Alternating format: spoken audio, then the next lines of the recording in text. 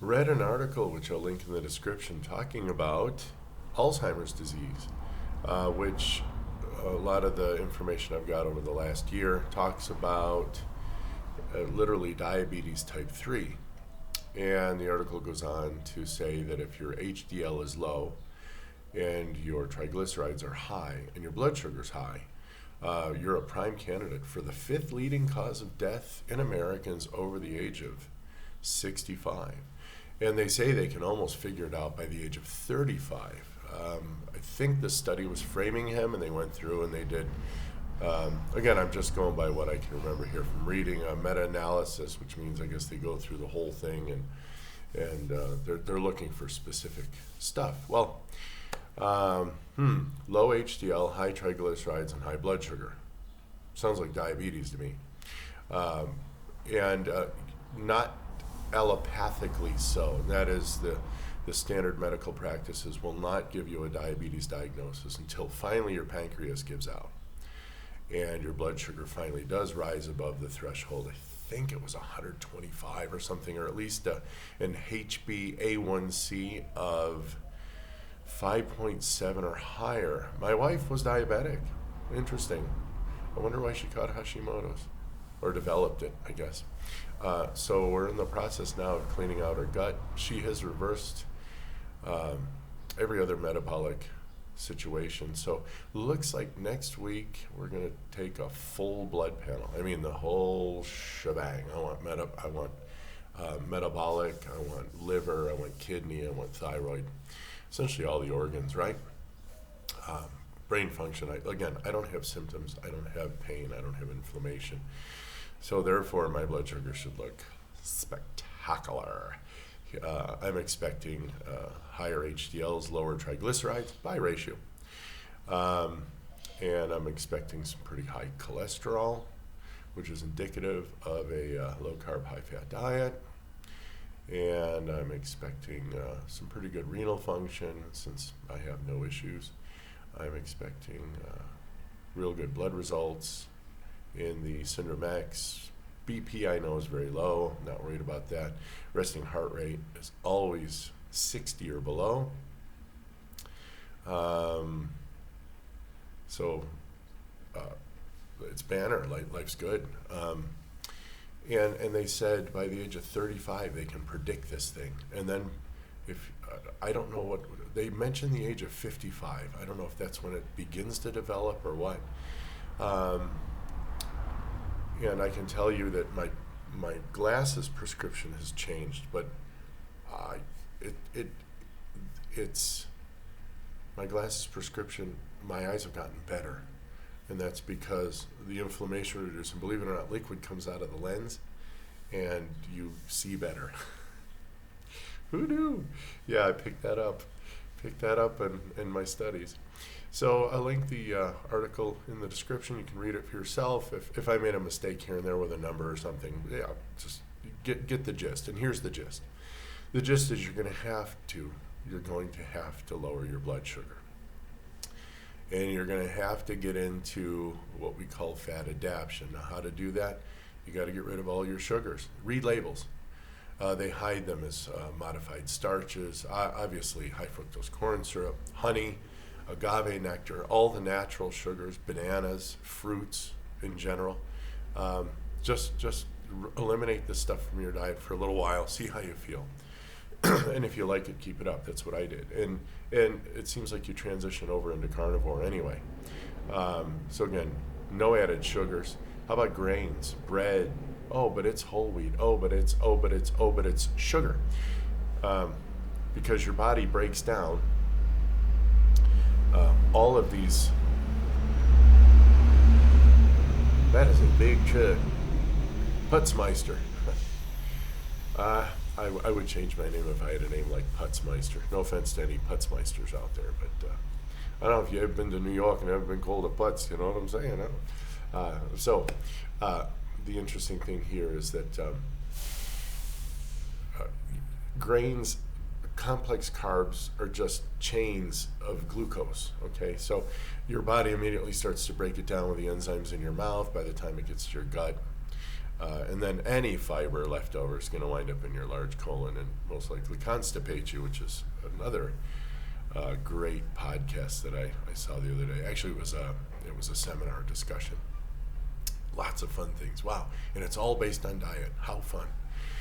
So again, get rid of sugars, get rid of grains, and do stop using seed oils. They're particularly poisonous because they use hexane to extract the oil from the seed. Hexane is a chief constituent of gasoline. Look it up. Now, if you think they can remove all of that, I don't know that you're playing with a full deck of cards. They used to use it as an engine lubricant. As a matter of fact, I will also link. She's precious. She's from Canada, and she went carnivore, and she has a really good history on these seed oils. I think you should watch her. She's fun. And that will reduce your omega-6 to omega-3 ratios. And of course, if you add a little bit of fish, well, you can improve that even more. So seed oils are especially dangerous.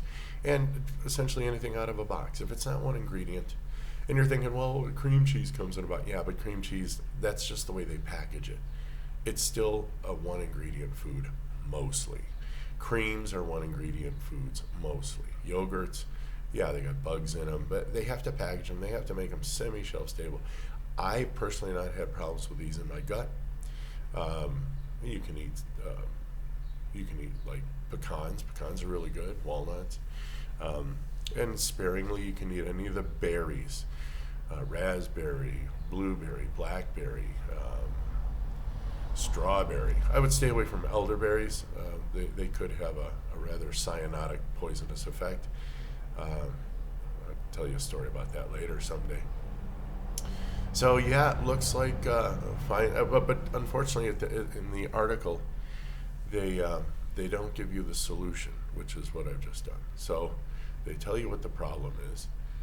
They tell you where you're headed by age 65, and then of course you're on your way to the fifth leading cause of death. It's only tough in the beginning, really. It'll take you a couple of weeks, then it'll take you some belief, and it might be a month or so, but you'll bounce back. We all seem to. My friend Maria did that. She's like, and then I had this coffee with all this sugar, and I felt like hell. And well, I said, I know you're gonna feel like hell, sweetie. I'm sorry. And but then by the time the second, third, fourth month rolls around, and you're almost like you transition into meat.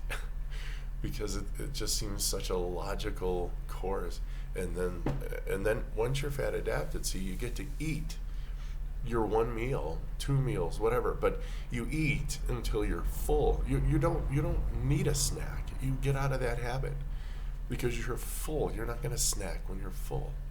All right. If you're bored, if you need salt, you'll learn to listen to your body, and you'll do all that, and then you'll start eating once a day.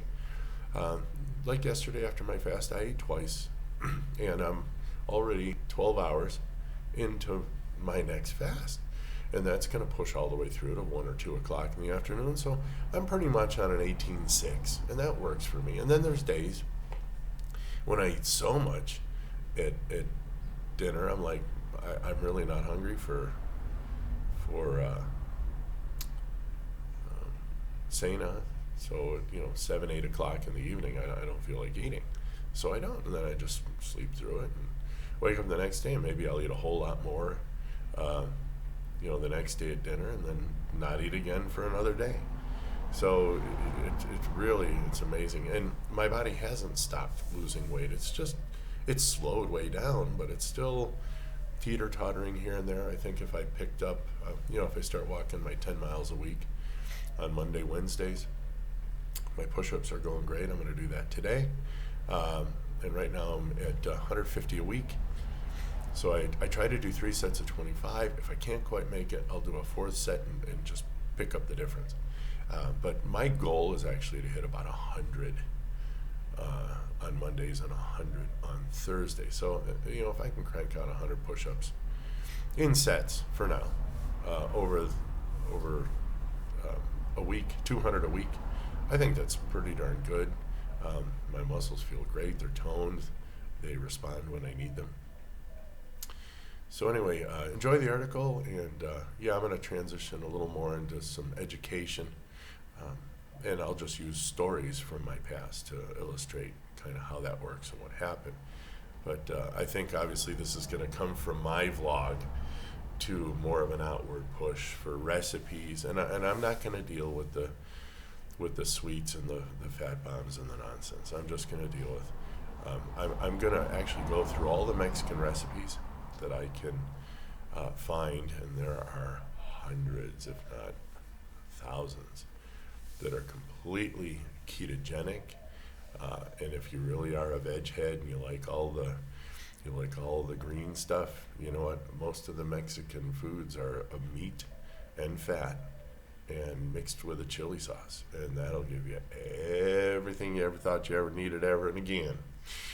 So we'll cut this one off here. We'll say goodbye and have a great one. Bye.